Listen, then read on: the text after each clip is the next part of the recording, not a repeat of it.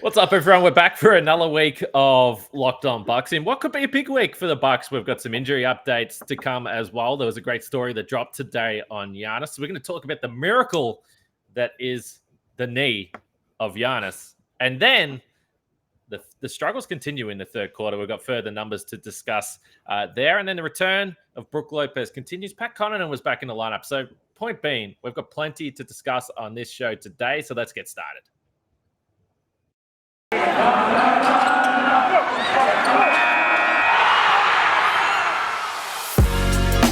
You are Locked On Bucks, your daily Milwaukee Bucks podcast, part of the Locked On Podcast Network, your team every day.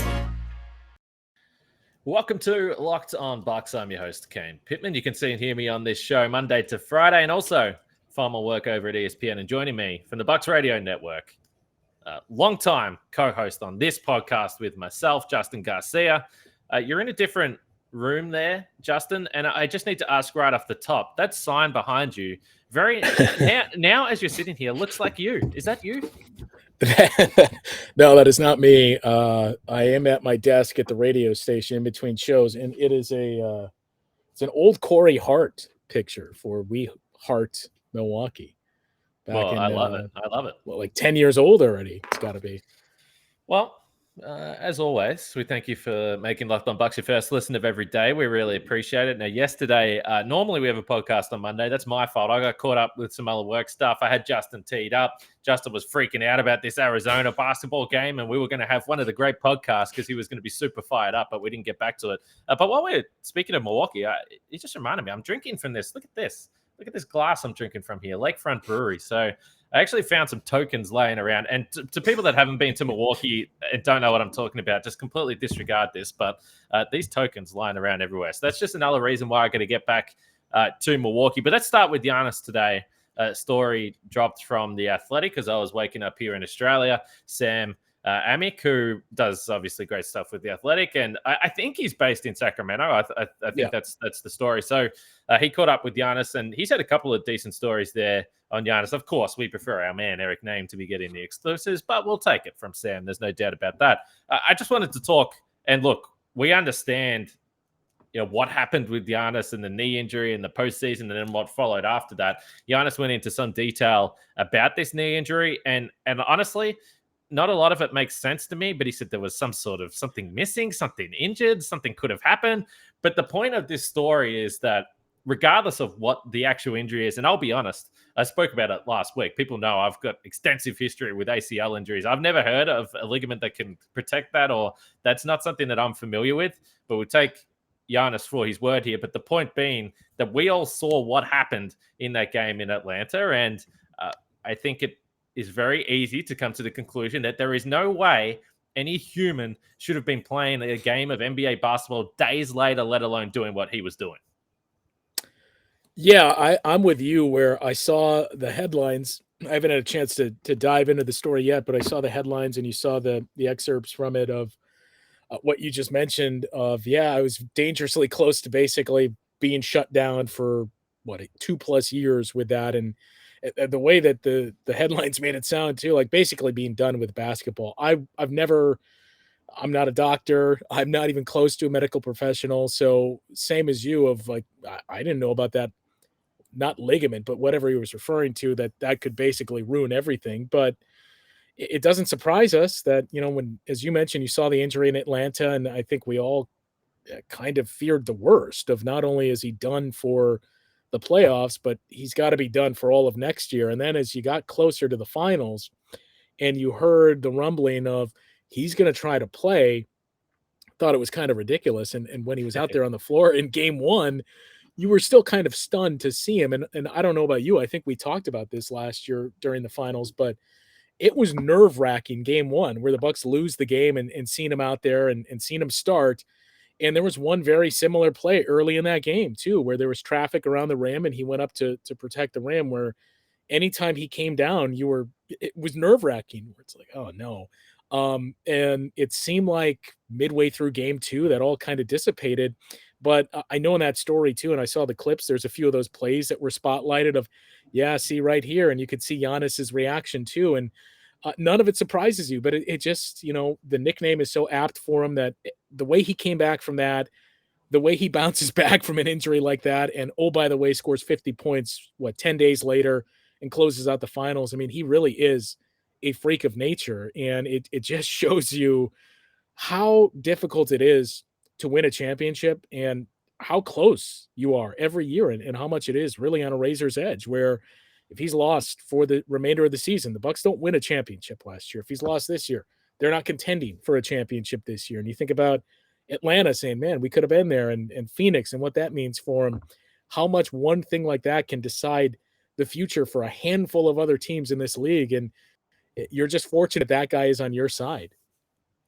Well, there's no question. And we saw it a year earlier. Well, it wasn't quite a year earlier, but in the playoffs the season before, where Giannis also had an ankle injury. And we understand the way that he plays basketball. And we've said this before, but if you ever want to hear two grown men thinking about the future and watching this basketball team without Giannis and concern for this man's health, go back and listen to the podcast after Game 4, because the discussion that Frank and myself were having was, as you pointed to, it wasn't just about this postseason run.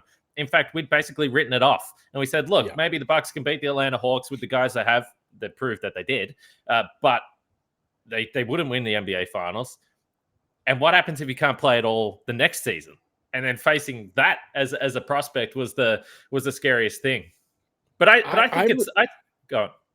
No, I was going to say, I mean, to that point, I remember we had the conversation within the radio booth after the game, and you and Frank talking about it, and everybody that you talked to about it, it was the same conversation of you can beat the Hawks. You're not going to beat the Suns without Giannis. And then the conversation steered towards, man, do you even want to make the finals if he can't play in it? And the disappointment of, yes, you reach the NBA Finals, but it feels, you don't want to take away from it, but in a sense, it would feel kind of hollow that, we're going there to lose if we don't have number 34, and just how all of that changed a day before Game 1, where the build up, and then, he's going to play tomorrow. And it was just unbelievable. Well, it's all part of the story as well. And that's why I think Bucks fans, and certainly on this podcast, and I've said it before, sometimes, I get accused of being too positive and not, being too worried. And that's just naturally the way I am. But also it's because what we saw was a miracle. We saw it. And it was also something that I never thought that I was going to see in my lifetime, even going back a couple of years ago before Giannis came here. But the craziest thing for me is the mental side of this. And part of the story was Giannis saying, well, I'm just not going to feel pain. Now, I'm paraphrasing a little bit there, but that's kind of the mindset that he's had throughout this. And I remember we were in the press conferences during the NBA Finals, and he wasn't saying anything. And you're watching this guy, and you can see that he's very clearly in pain, but he refused to admit it. And this idea that you can just put pain to the side and say, no, I'm not going to feel that, is complete madness. And again, shows that this guy is just completely different. Now, he's pointed back to his upbringing and everything that he went through there, and his parents, and why feeling a little bit of pain on the basketball court is nothing compared to what they went through, which obviously I can't understand. But when he says that, we all know the story. It does make some sense. But being able to actually still physically do what he did in those games, and even Game 1, what did he have? Like 20 points, 16 rebounds, 20 points, 20 rebounds, whatever it was insane in itself.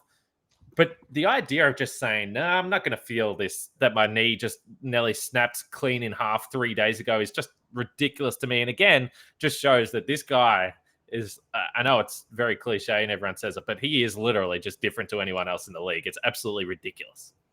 And it almost, we obviously feel this way around these parts, but it almost also speaks to Giannis basically becoming Teflon, where, I had talked too about him coming back from that injury in the finals, that basically he is Teflon, and he's built up all the goodwill in the world as if he didn't have enough already. And then he scores 50 in the clinching game to win a championship. And it's this guy, everything he does is fine from here on out. But when he, before the season began, and I think it was in a story with Eric, talked about the pain that he was going through in the finals last year and dealing with that, that's something that with most other stars and the way that we view them, you read something like that and you just kind of roll your eyes of like, yeah, we get it. You don't need any more sympathy. Like, sure, it's adding more to the narrative of, yeah, well, here's what made it even more difficult, and this is why it's even more amazing.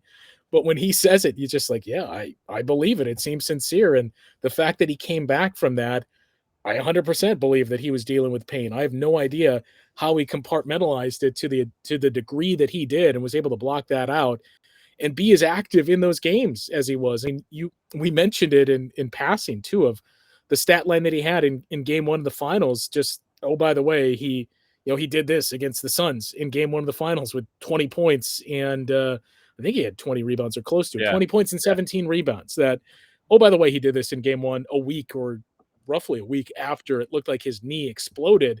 That, I mean, that to me is even more remarkable, that not only did he come back and play in that series, but that he was as effective as he was in the first game of that series. And then it went from just being better than okay and able to stay on the floor to dominant for the last basically 5 games of that series. I think he scored 30 plus in 4 of the final 5 of that series. That he just went to a whole nother level where at first it was kind of like, I'm sure part of it for him was, I got to make sure that I can do this and hit these levels that he knew he could play, but I got to make sure I can do everything I'm accustomed to doing. And then after game one, it kind of felt like a feeling out process where he saw, yeah, I can do all this stuff. And he just started to dominate from that point forward.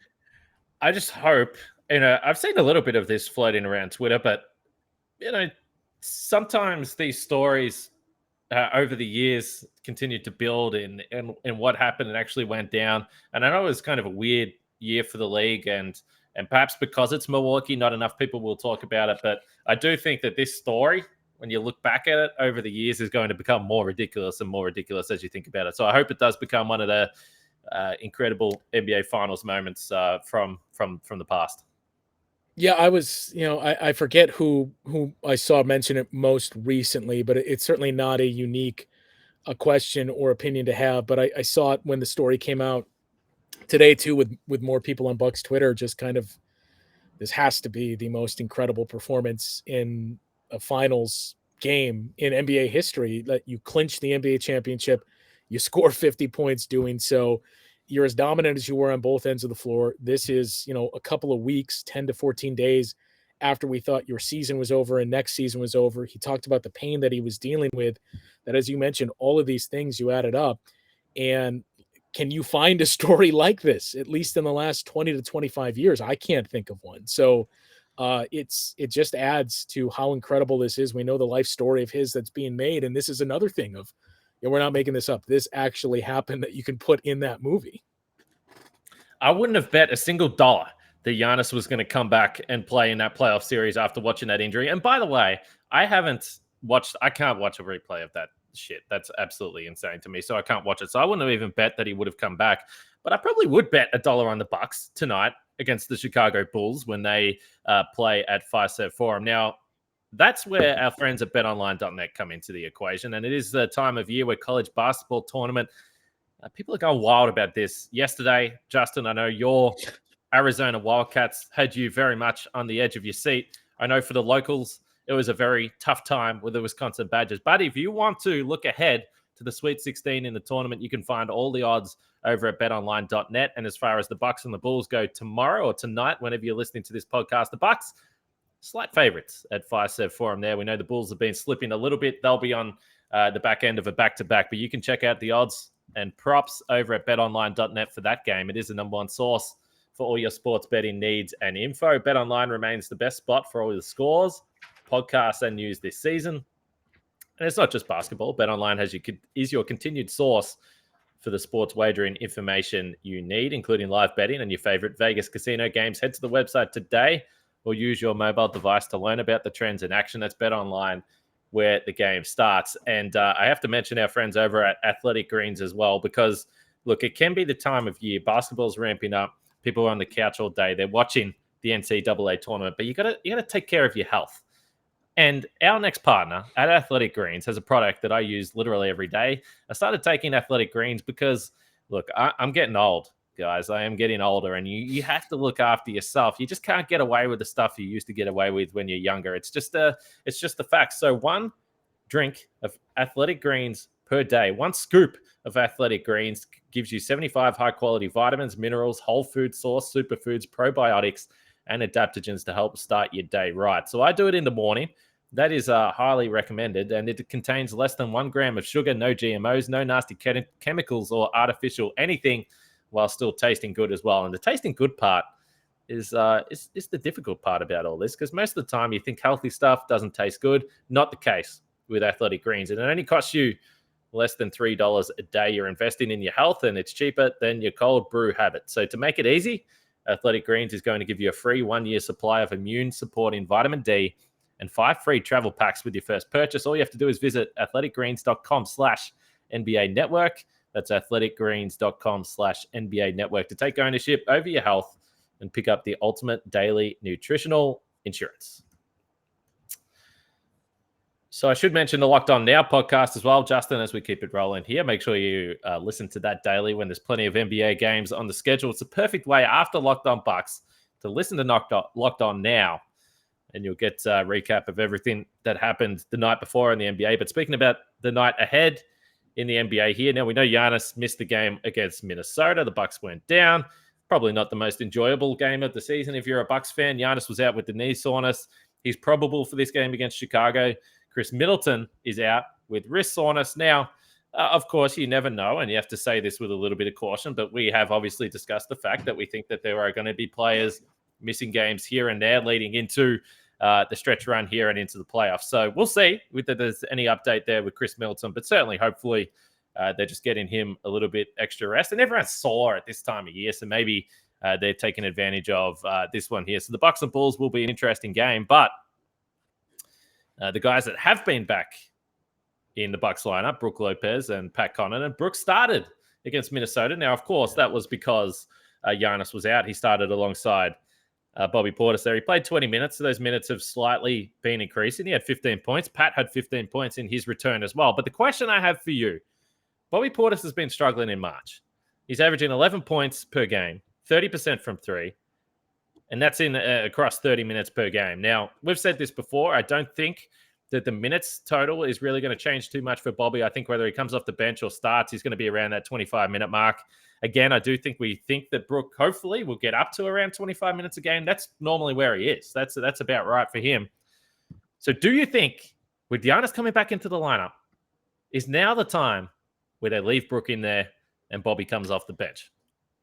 I would assume we've talked about this before, even before Brook Lopez returned, in that, when you were looking and searching for ways to juice up the bench, that it seemed like the only real option you had, and especially before everybody started to return, and George and Pat Connaughton as well, was moving Bobby Portis to the bench and maybe Serge Ibaka starts for this team, just because then you get that bench production. But now I have a hard time seeing Brook Lopez start the one game and then go back to the bench and then gradually work his way back in. That I think it was out of necessity with no Giannis on Saturday, but I kind of feel like, well, once he's in there, he's probably in there to stay. So I would assume that he's going to remain in the starting lineup from this point forward. And now, all of a sudden the bench has been much better in terms of the production that they've had recently. And I mean, it's no surprise that you get all of these guys back. And Saturday was the first game back with Pat Connaughton, which kind of seemed like, if you're George Hill, it's, hey, I'm here too. That we spend all this time talking about, wow, Brook, and you understand why, but Brook Lopez is back finally after 5 months away. And, now Pat Connaughton comes back on Saturday, and oh yeah, George Hill came back in that same game that Brook did too. But we've seen the bench be much more productive in recent games. I was trying to pull up the stats spreadsheet that I keep here for Bucks specific statistics, but I know they've been scoring over 30 points a night recently. And it doesn't seem like a lot, but it's a team that we had grown accustomed to seeing 14, 15 points from the second unit. So I think, long story short, now that you've put him in the starting lineup out of necessity, he's pretty much going to be there to stay. So I would be surprised if Bobby Portis is in the starting lineup today and it's not Brook Lopez against the Bulls. So speaking of George Hill, and he took an early shower in this game against Minnesota. I guess the question I have for you, do you like Pat Bev, or are you sick of him? I don't mind him. He's one of the guys that I think you observe from afar and you think like, oh, this is interesting. But then once you see it up close against your team, Interesting, by the way, is funny. And something like that happens, then you have a little bit of annoyance. But overall, I find him entertaining, and I don't. Oh boy, I think a lot of people would probably disagree with this, but I do find him to be pretty authentic. That I don't think it's an act, and I don't think it's for show, and it's a way to carve out attention of he's the guy that initiates all of these and is not afraid to bark back at players. And we saw what he did last week against the Lakers and is getting into it with Russell Westbrook. I think that's pretty authentically Pat Bev, and that's who he is. So, yeah, interesting is the best way to put him. But overall, I don't mind him. It was just things like Saturday pop up where if you're the team that's on the other end of it, then it's this guy is so annoying. But for me, no, I'm fine with him by and large.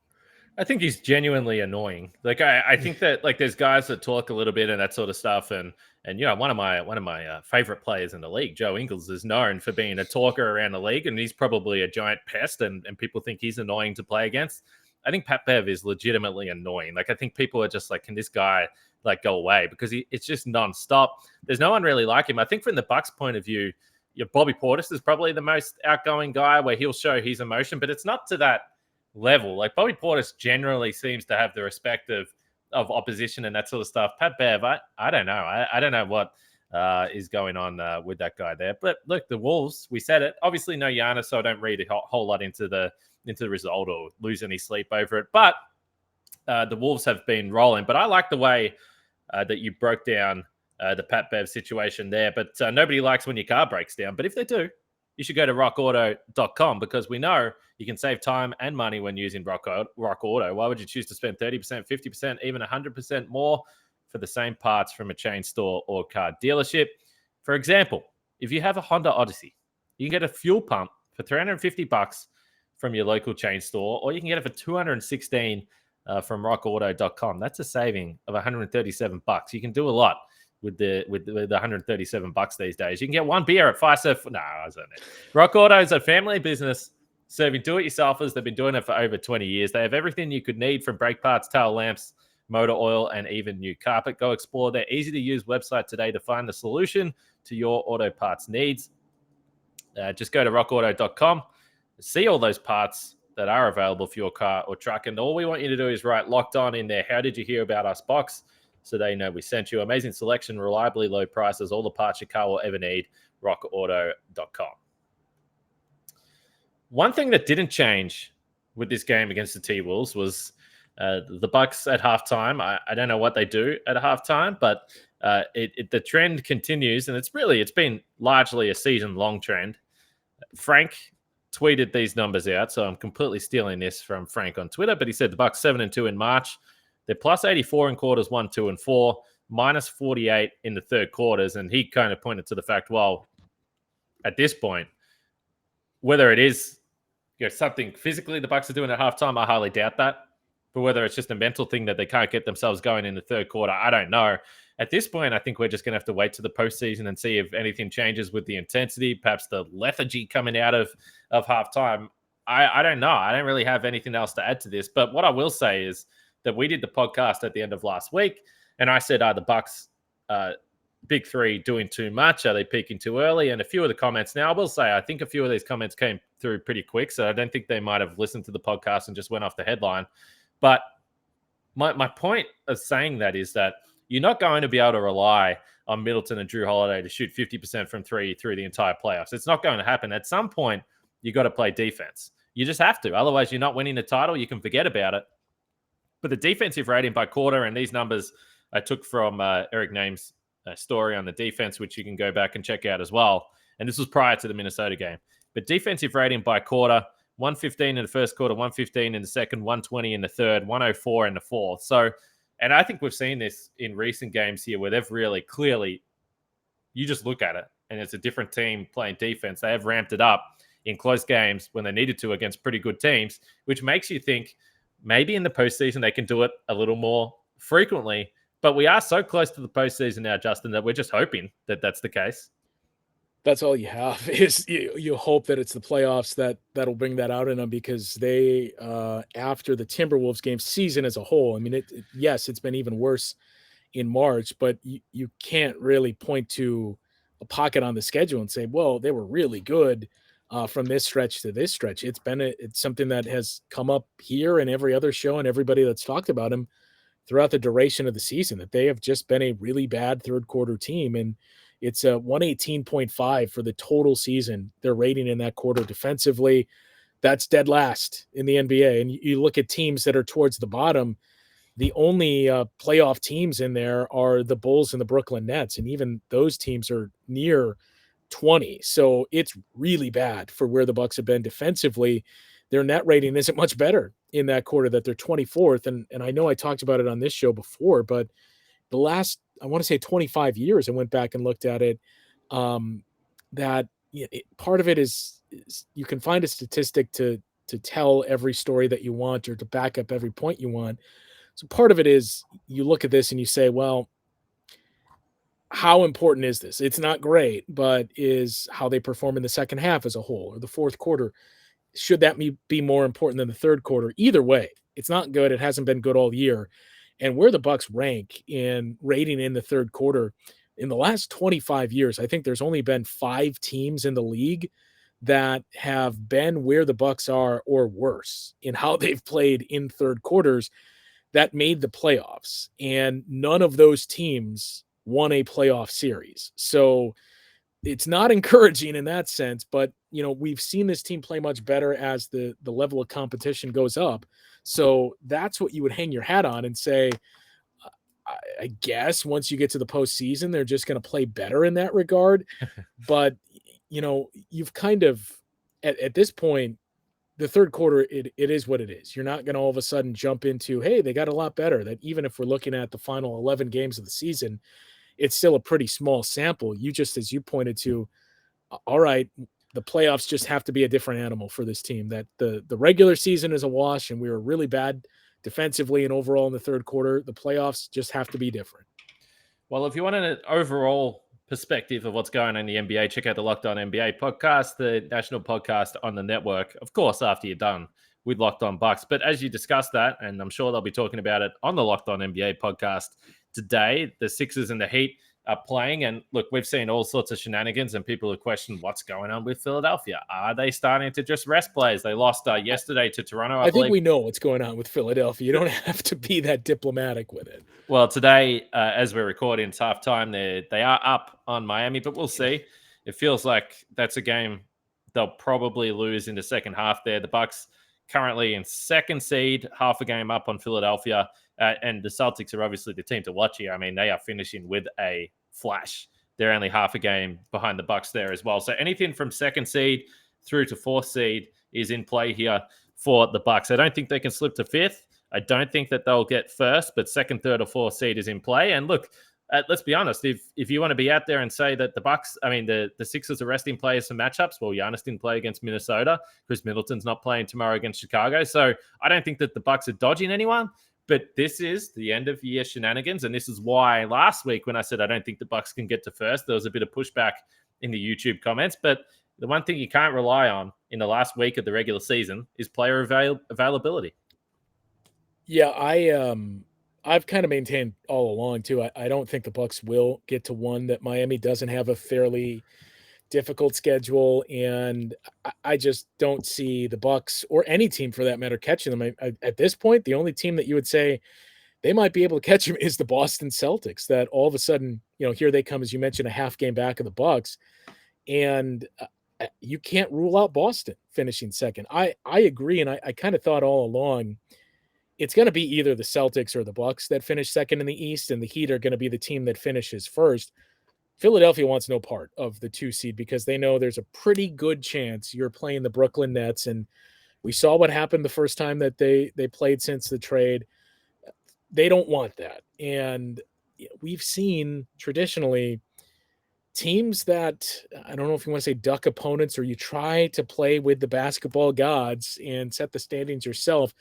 It doesn't really work out well for you. I mean, think about the Bucks last year when they had a chance to do something similar and they took the team vote and said, "No, let's play to win. We don't care who we get." And it's kind of, I remember last year the conversation of, man, the Bucks are making this really hard on themselves, getting the Heat in the first round. It boils down to, if you're afraid of your first round matchup, and if you think, man, this is going to be tough, you're not going to win the title. Like if you're that concerned right away, you got to go through more than that. So if that's already your concern, then I would have concerns about that team. So I don't know that this really bodes well for Philadelphia. I think we know enough to know they are trying to avoid the 2 seed, that not just what they're doing now of Joel Embiid now playing on night 2 of a back-to-back. And you can say, well, why wouldn't you have played? I get that, but why wouldn't you play him against the Heat tonight and sit him against the Toronto Raptors? A couple of weeks ago, they did the same thing against the Miami Heat, where James Harden just all of a sudden appeared on the injury report and sat. So they are clearly trying to avoid that. And, I would just say it's when you do things like that, you think you know how it's going to work out, and then other things start to happen where the Boston Celtics just go on a tear and they finish second. Or maybe the Chicago Bulls slip down to the 7th seed and the play-in tournament is the Bulls versus the Nets.